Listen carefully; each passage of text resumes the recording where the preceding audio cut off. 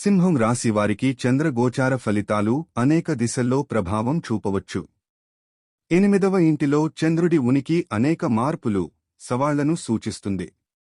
ఇది మీ వ్యక్తిగత జీవితం, మానసిక ఆరోగ్యం మరియు ఆర్థిక సంబంధిత అంశాలలో అనిశ్చితతను కలిగించవచ్చు. నేడు మీకు ఇంటి విషయాలు, దివాళీ సంబంధాలు మరియు మాయాజాలాలు గురించి ఆలోచించాల్సి వస్తుంది. కుటుంబ సభ్యులతో సంబంధాలు కొంత కష్టంగా మారవచ్చు. గతపు సమస్యలు మళ్లీ ఉత్పన్నమవ్వచ్చు, కాబట్టి అవి ఎలా ఎదుర్కోవాలో బాగా ఆలోచించాలి.